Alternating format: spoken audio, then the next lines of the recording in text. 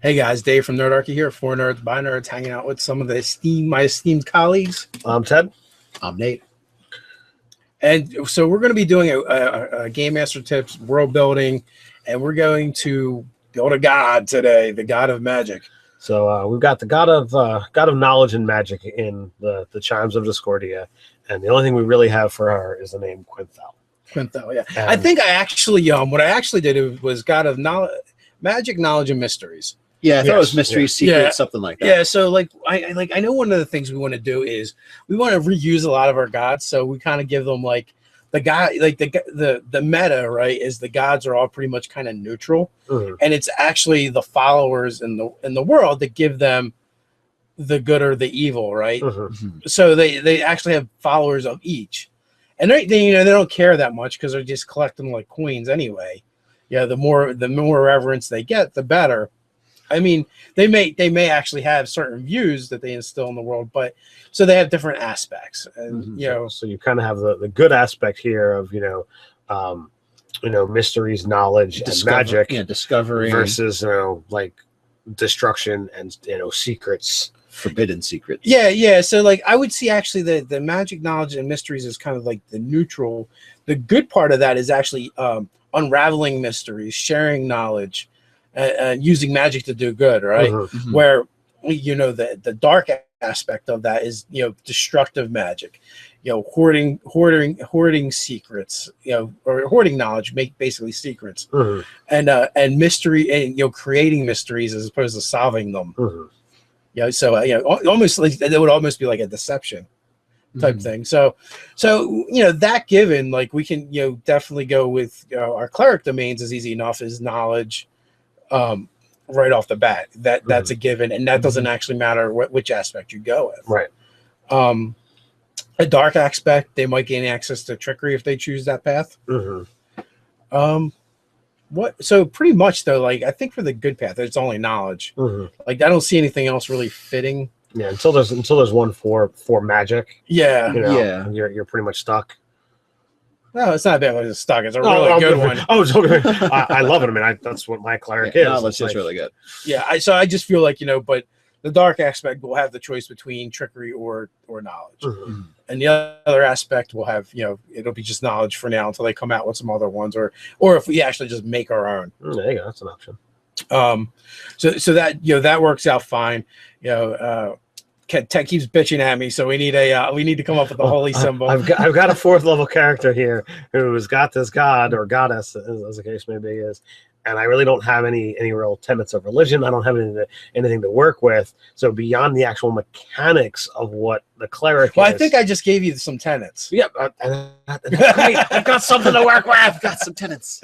Yeah.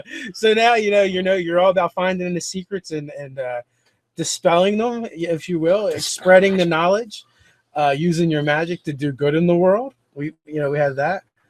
But then the other side is now I can come up with some really cool dark cults. Yeah. And organizations. And a more known god would Vecna is secrets, so yeah. So that's kind of something that you could like draw from, is like thinking about like that kind of level of nasty. Steal it. We don't really need to create any Vecnas in our world right now. No. Well, Vecna is a lot different too, because Vecna is also like the undead god as well. Because he's got a lot of different strange things with him. Yeah, because he started off as a lich, Yeah. And her dark aspects will be much different than that. Oh yeah. It really will be like secret organizations trying to basically, probably rule the world from the shadows. Yeah, it'd be like where the Illuminati hang out in your world. Yeah, exactly. That's exactly where I was going, like Illuminati type stuff. So maybe we could draw inspiration from that. Maybe like there's something triangular about the holy symbol or on the holy symbol, as kind of a nod to the Illuminati. Well, to the nod to the Illuminati, and also like the 3 aspects, or 3 pillars, or whatever you want to call them. That could definitely work. I know you had put something out there with like the book with the eye and the chains or something along those lines. That actually might be pretty good for the dark aspect. Yeah, to like, the secrets are locked up. The secrets are away from you and hidden. But yeah, so Like maybe it's like a closed eye. Yeah. So maybe we'll do the nod to the Illuminati on the dark aspect. It's not helping you at all, but now I'm seeing, I'm seeing the book wrapped in chains.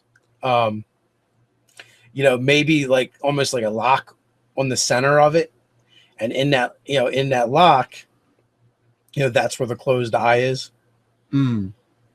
Like there isn't even a keyhole. And for the good aspect of that, or the solving mysteries, it would be a book that would be an open book, yeah. And I don't know if we necessarily need eyes, but maybe like radiant rays coming off of it, or something, kind of like it's illuminating. See, I'm like kind of symbolism of like light associated with showing you something. I'm seeing like possibly like an open book, but then rather than like when you've got as opposed to just the open pages, you're actually seeing like a pathway or like some kind of trail.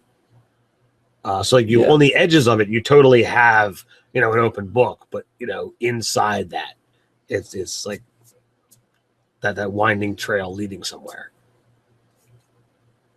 like the other brick road. I don't know how that looks on.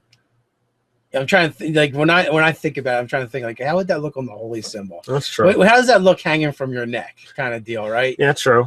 Will the path look like a path on on a holy symbol, or like a snake on a book? It could look like a snake. That's right. Like even though the other ones are really complex, I feel like those elements kind of going to fit together fairly easy, and be depicted well. Even if it's being etched or it's raised or worked in metal or something like that. So I think like that's kind of an aspect. I know the open book is definitely a basis. So but now so the book represents knowledge, and then so we need possibly a representation for magic, possibly a representation for mysteries or unraveling of mysteries. Yeah, it's which is a little tougher because like anything that I can think of is more of like a modern, would be more like modern symbolism than, you'd find in a medieval or real world symbolism. Yeah, because I don't think the magnifying glass is going to quite work. Do we want to have any kind of like draconic sigil put on there? It could be just like that. It could be a sigil, or is there an animal that kind of represents what we're looking for, like an owl? Oh, yeah. Yeah, and that, like the owl sitting on the open book. I think that works. Thoughts? Yeah, I think I'm not like super enamored with using an animal, but I think the owl is a good representation of what we're going for. So yeah, or if there's another magical creature that you think is more, because I can't think of I'm having trouble finding a good symbolism with an object other than a book. Yeah, and mysteries in itself is really kind of tricky. Yeah, if anything, like I start thinking of like things like maybe an infinity symbol, but that doesn't really quite work either. Yeah, because it means too much of something else. Yeah. How do you depict something unraveling? That becomes a little bit harder. That's like you've got a thing of fabric and it's like got the yeah. So that can take that also conveys the wrong message in my opinion. Yeah. Do you on this book do we go with some kind of open lock? Or an open chest, an open chest with an open book. I think the open book with an owl. I think.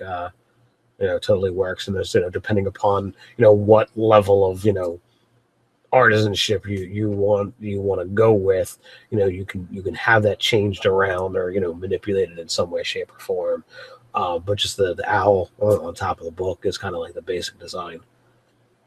I mean, that kind of works for me until as a placeholder, if nothing else. Yeah. Like, I mean, I know you guys are going to weigh in. You always do, and you give us great ideas. Now you have a holy symbol. Now I have a holy symbol and even a potential idea for a familiar. Oh, yeah, because you have the fine familiar. Yeah, the owl. Hey, man, on 4th level, I've got Magic Initiate. Now I've got Ritual Caster. I might be a cleric, but damn it. Well, and the giant owls are intelligent.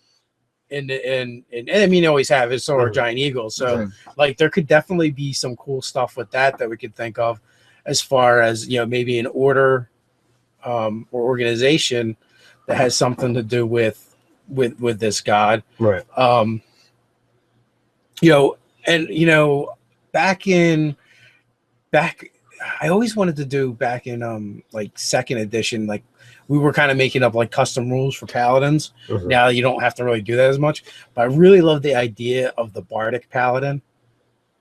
Has always been really cool. So like, you know, a College of Lore bard with mixed with paladin levels of this god would probably be a really interesting and cool basis for an order. Yeah. Like, you know, a knighthood. Yeah. It's like those librarians that go out and find the knowledge and By force if necessary. find Yeah. the mysteries. Yeah. You know, this will be unraveled. They secure it. Yeah. But you know, this would definitely be a patron god for a bard of lore. Mhm. Mhm. Yeah. Absolutely. Yeah. So I think that has some strong undertones there. And you throw in the divinity by being a paladin, Right. as well. And then if you did throw a couple levels of cleric in there, you would be an uber skill monkey as well. But that's a lot of expertise. Between bard and knowledge cleric. Yeah, that's four doses. Yeah, 4 doses of expertise and plus all the skills that would go with that. Because the domain, doesn't that give you access to skills as well, or is it just Oh, yeah. expertise? No, that gives you 2 skills. Yeah, so that's kind of crazy, and you really technically need like 1 level of cleric for that. Yeah. Cleric is one of the few things that you get it all from right from the get go. Yeah, and you get a good, I think you get a good mix with that. You know, not looking from the power game aspect, but you know, you really, so you're a bard and you're like really into that stuff. Well, you probably have a little bit of that religious bent to you, but you're not like super serious about it. Well, yeah, that's what I'm saying. Like, if you go a couple levels, you go a level or 2 of cleric, you go some mix of paladin and bard. And it's easier to explain too. Like when we were building the skill monkeys before, we have all these different factors, and it's like, how do you? It's not just about building, the most powerful, strongest build, but it's also about like, how do you make these things mesh together and not feel like you just power gamed it? Yeah, To feel like a concise character. And one of the things is like, you have to look at the classes as not as the individual thing, but the whole character. Right. Yeah. And I think people say, well, how could you be, this, and this? Like, you have the fighter job, the wizard job, instead of looking at. It's not like that. It's more like percentages. Like, like a dimmer switch. How many different skills does each one of us have? What will we be considered? We're not considered one class. Right. Because we have a variety of skills. Yeah. There's a lot of jobs like that where you don't have unless you're like in today's society, unless you're like, I'm a carpenter and I just do and I've carpentry done that for 30 years. Yeah. But there's a lot less of that today, and it could it would be the same way for the adventurer type character because they're not atypical anyway. Right. Mm-hmm. They tend to be a mesh of all these things because, well, for one, they don't live a normal lifestyle. They go out and do adventures. Yeah, they're extraordinary people. They're not. Yes. They're not the norm. They're a cut above the rest. So what else do we got to do with this? So we're kicking around some ideas, but we got this like dark Illuminati type organization. We have this other organization that may have something to do with giant owls. We have two holy symbols for now. Mm-hmm. The Goodly organization, is number one going to try to put down, if it even knows of the alternate organization, our quote unquote Illuminati. Well, so that's the other thing. Like Quinthel is the good aspect, right? So the evil aspect would need a totally different name, right? Mm-hmm. So no, they they don't know. Like they don't all know they're all worshiping the same gods. Yeah. So because they're so very different. Who would think that's the same people? If there's any knowledge, not that they want this to slip out, but if anything got to the giant owl organization, that there was an organization trying to keep stuff secret, they'd be like, well, this needs to get out. Yeah, they're naturally they're natural adversaries. So I would think the organization, the aspect of good would tend towards lawful good, and the other one would be lawful evil. because Yeah. order is going to be a strong Yes. theme throughout both. Yes, Pardon me. absolutely. So beyond that, like I would see, these guys as pseudo Indiana Jones, like willing and wanting to explore lost areas and things just to see whether there's something there that look, they're looking for books, they're looking for lost tidbits of knowledge and lore so they can get Well, I see those popping up, but like I think you're going to definitely have it's like any kind of organization like that where you're going to have like the field researchers and you're going to have the guys that basically stay at the museum and curate. So the paladin bards and other people will go out, and then you're going to have the people that stay that never leave the library. It's like, well, I'm going to uncover secrets by learning a whole bunch of things and not having things try and eat me. Yeah. Eating my face is definitely not going to help anything. that stops your effort for your god right away there, dying. So yeah, in the name of my God, I will stay in this library. Exactly. I'm reading. You're doing holy work. You're reading for like 10 hours a day and not talking to people. It's hard work sitting on my ass reading this book. Exactly. We don't even have electricity. We got to use candles. Yeah. We'll leave that for the Relions of the world to go uncover. He's kind of sort of in that book, but he likes to sit and read too. So, do you get access to heavy armor? No, so you have medium though. Okay, but still, like if there is like that organization, like there is definitely that bento where there are the ones that are going out and they're unraveling the mysteries and they're spreading the knowledge, and using their magic for good. So that definitely creates this aspect where they're gonna where it makes sense that you actually wear armor and you have armor and you're trained to fight. Because the world can be a dangerous place, and especially when you're unraveling mysteries that don't want to be unraveled. Yeah. So so that aspect it makes sense because some of the clerics are like, well, why would they even know how to use armor? Like it doesn't even make sense. I'm the god of life and peace, and nature gets heavy. Wear full plate. Yeah, nature gets full plate. Yeah, which is really weird. Yeah. Like even druids that are even more nature priests than them, kind of like can't wear metal armor, and they're like full plate. Well, that's your way around it. You want to be a hippy dippy nature worshiper? Go take the life cleric, and you're good to go. Yeah, life cleric gets heavy armor as well, which makes sense. They've got to be able to take the hit while they're healing everybody, and they want to preserve their own life. But yeah, nature kind of goofy that I can my nature guy can wear full plate. What do you want to do? So I mean, wear full plate. Wear full plate. So I guess for now, I mean, we'll probably have to revisit and flesh this out a little bit more, but it's a place to start. You have an idea for a holy symbol. You have some aspects to file. You have some tenets to aspire to. I think we made you happy. You guys down in the comments below, what do you think, Quenthel? What about her dark aspect? What do you think would be a good name for that? What do you think of the idea for our symbols? What do you think of the ideas we did on the organizations? Like we could do whole videos just on the organizations. But if you're interested, you put it in the comments. While you're at it, like, subscribe, and share.